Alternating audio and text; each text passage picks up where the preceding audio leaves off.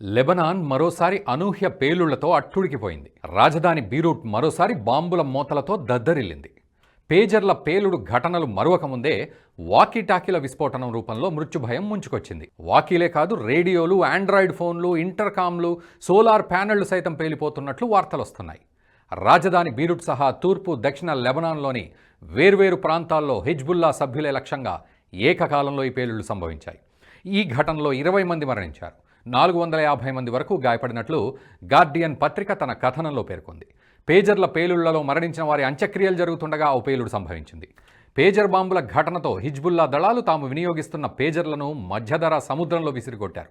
కొత్త పేలుళ్లేమిటో అర్థం కాక హిజ్బుల్లా సేనలు కాసేపు గందరగోళపడ్డాయి. తేరుకుని చూసేసరికి పేలుళ్లకు కారణం వాకీలు అని తేలింది. అయితే పేలిన వాకీటాకీలు, రేడియోలను 5 నెలల క్రితం కొనుగోలు చేశారు. కాగా ఈ పేలుళ్లకు ఇజ్రాయిలే కారణమని, పేజర్లు, వాకీటాకీల్లో ఆ దేశ నిఘా సంస్థ మొసాద్ పేలుడు పదార్థాలు అమర్చించింది హెజ్బుల్లా ఆరోపించింది. ప్రతీకారం తప్పదని హెచ్చరించింది. మరోవైపు ఇరాన్ సైతం స్పందించింది. ఇజ్రాయెల్ తగిన మూల్యం చెల్లించక తప్పదంటూ తీవ్రంగా స్పందించింది. హిజ్బుల్లా లక్ష్యంగా ఇజ్రాయెల్ చేస్తున్న ఈ అధునాతన దాడులు కేవలం భయపెట్టడానికి కాదని, ఒక భారీ చుట్టివేతకు ముందు శత్రువు అప్రమత్తతను పరీక్షించడానికి చేస్తున్న దాడిగా పేర్కొంటారు నిపుణులు. లెబనాన్పై మొసాద్ చేస్తున్న దాడుల వల్ల కలిగిన ప్రాణనష్టం కంటే అవి రేపిన ఆకస్మిక భీతి హిజ్బుల్లా శ్రేణులను, బీరూట్ జన జీవితాన్ని కకావికలం చేసింది. తమ దేశం ఇక క్షేమకరం కాదనే అభిప్రాయానికి రావడానికి తాజా దాడులు పురికొల్పుతున్నాయని American university of Beirut professor ఒకరు అభిప్రాయపడ్డారు. ఇజ్రాయెల్ పాలస్తీనా సాయుధ ఘర్షణ కాస్త ఇరాన్, ఇజ్రాయెల్ల మధ్య ఉద్రిక్తతగా మారిందనుకుంటే లెబనాన్ పేలుళ్లతో పశ్చిమాసియా మొత్తం యుద్ధ వాతావరణంలోకి వెళ్ళినట్టయింది. గత అక్టోబర్లో మొదలైన ఇజ్రాయెల్ పాలస్తీనా యుద్ధం నేపథ్యంలో మొసాద్ మొత్తం మోహరింపుల తీరును మార్చేసింది. ఇజ్రాయెల్ చుట్టూతా ఉన్న 1 డజన్ దేశాలకే పరిమితం కాకుండా పశ్చిమాసియాలోని మొత్తం 18 దేశాలకు తన జాడలను విస్తరించింది. ఆర్టిఫిషియల్ ఇంటెలిజెన్స్ వాడటంలో అపూర్వ అనుభవం సాధించిన మొసాద్ శత్రు స్థావరాలను ఇప్పటికే తన ఆధీనంలోకి తెచ్చుకున్నదని బీరూట్ దాడులు చూస్తే తెలుస్తుంది. మధ్య ఆసియా దేశమైన హంగరీ రాజధాని బుడాపెస్ట్లోని మకాం వేసిన మొసాద్ గూఢచారులు పేజర్లు, వాకిల్లో పేలుడు పదార్థాలు అమర్చే ప్రక్రియను పూర్తి చేసినట్లు లెబనాన్ అనుమానిస్తోంది. సాంకేతికత పుణికిపుచ్చుకున్న మొసాద్ గూఢచారుల అవసరం లేకుండానే తన పనులు చక్కబెట్టుకుంటోందని అమెరికా ఆయుధ నిపుణులు అభిప్రాయపడ్డారు. తైవాన్కు చెందిన గోల్డ్ అపోలో కంపెనీ బ్రాండ్ పేరును బుడాపెస్ట్లోని బీఏసీ కంపెనీ వాడుకుంటోంది. అదే లేబుళ్లతో ఎలక్ట్రానిక్ సామాగ్రిని విక్రయిస్తోంది. అందుకుగాను బీఏసీ కంపెనీ లాభాల్లో కొంత వాటాను గోల్డ్ అపోలో కంపెనీకి చెల్లిస్తుంది. ఈ వ్యాపార ఒప్పందం కారణంగా బీఏసీ కార్యకలాపాలు, వస్తు నాణ్యతల గురించి మాట్లాడేందుకు గోల్డ్ అపోలో నిరాకరిస్తోంది. అంతేకాదు తైవాన్ ప్రభుత్వం కూడా గోల్డ్ అపోలో కంపెనీని వెనకేసుకొస్తోంది. హిజ్బుల్లాకు చెందిన వేల పేజర్లలో పేలుడు పదార్థాలు ఉంచిన మొసాద్ లెబనాన్ అంతటా వాటిని పేల్చివేసిందని తెలుస్తోంది. పేజర్ల పేల్చివేతకు మొసాద్ నిర్దిష్ట గడువు లేకపోయినప్పటికీ హిజ్బుల్లా తమ పథకాన్ని పసిగడుతుందనే అనుమానంతో ముందుగానే పేల్చివేసిందనే అనుమానాలు ఉన్నాయి. పేజర్ దాడులకు ఒకరోజు ముందు లెబనాన్ సరిహద్దులో వైమానిక దాడి జరిపి 3 ఉగ్రవాదులను చంపినట్లు ఇజ్రాయెల్ ప్రకటించింది. అంటే లెబనాన్పై భారీ దాడికి ఇజ్రాయెల్ సిద్ధమవుతున్నట్టు అర్థమవుతోంది. ఇజ్రాయెల్ దాడికి దిగుతోందని హిజ్బుల్లా పసిగట్టిన ఇప్పటికిప్పుడు విరుచుకుపడేందుకు సంకోచిస్తోంది.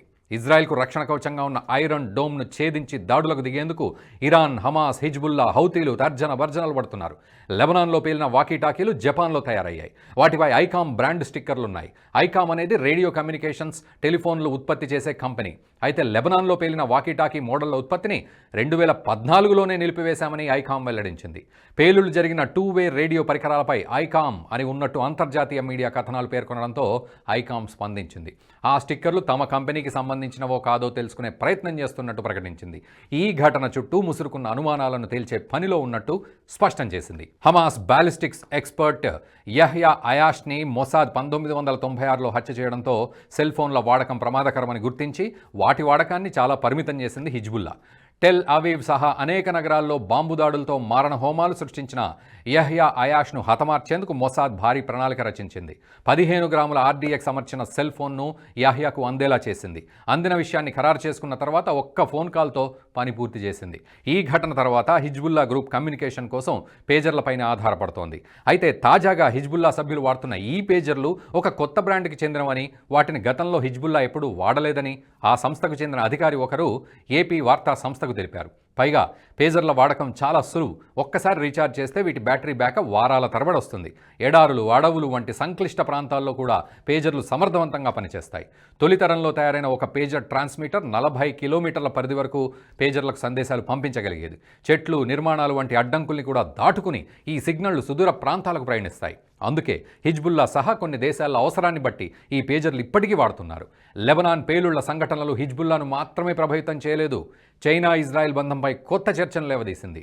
తైవాన్ ఇజ్రాయెల్ సంబంధాలపై కొత్త చర్చను లేవనెత్తింది. గత ఏడాది అక్టోబర్లో చైనాలో పర్యటించిన ఇజ్రాయెల్ ప్రధాని నెతన్యాహు చైనా ఇజ్రాయెల్ ద్వైపాక్షిక బంధాన్ని స్వర్గంలో ఒక్కటైన జంటగా అభివర్ణించారు. ఇజ్రాయెల్కు చైనా మూడో అతిపెద్ద వాణిజ్య భాగస్వామి కూడా. అంతేకాదు, వన్ చైనా విధానాన్ని ఇజ్రాయెల్ సమర్థిస్తోంది. మరోవైపు తైవాన్ ఇజ్రాయెల్ మధ్య సత్సంబంధాలే ఉన్నాయి. తైవాన్ దేశ ప్రతిపత్తి లేకపోయినా ఇజ్రాయెల్ సాంస్కృతిక వ్యవహారాల కార్యాలయం హాంకాంగ్లో ఉంది. శత్రువు మిత్రుడు అన్న నానుడికి భిన్నంగా మిత్రుడి శత్రువును కూడా ఇజ్రాయెల్ మిత్రుడుగానే చూస్తోంది. ఈ కారణంగానే లెబనాన్ పేలుళ్ల విషయంలో తైవాన్ కంపెనీపై ఆరోపణలు వచ్చినా ఆ దేశం ఎలాంటి పశ్చాత్తాపం ప్రకటించలేదు. లెబనాన్ దాడితో పారిశ్రామిక ఉత్పత్తిలో, సామాజిక జీవితంలోనే, యుద్ధంలోనూ ఆధునికాంతర దశ ప్రవేశించింది. హిజ్బుల్లాపై మొసాద్ దాడితో ప్రపంచ దేశాలు, అగ్రరాజ్యాల నిఘా వర్గాలు అప్రమత్తమయ్యాయి. మానవ మేధకు కృత్రిమ మేధను అన్వయించేందుకు సిద్ధమవుతున్నాయి. గడిచిన దశాబ్ద కాలంగా భారత నిఘా వర్గాలు ఆధునిక సాంకేతికతను అలవర్చుకుంటున్నాయి. ఈ వీడియో మీకు నచ్చినట్టయితే లైక్ చేయండి, 10 మందికి షేర్ చేయండి. అలాగే కామెంట్ల రూపంలో మీ అభిప్రాయాలను మాతో పంచుకోండి. Nationalist hub group of channels ను సబ్స్క్రైబ్ చేసుకుని తెలుగునాట జాతీయవాద జర్నలిజాన్ని ప్రోత్సహించండి. ఈ వీడియో కింద ఉన్న బెల్ ఐకాన్ పై క్లిక్ చేయడం మర్చిపోవద్దు.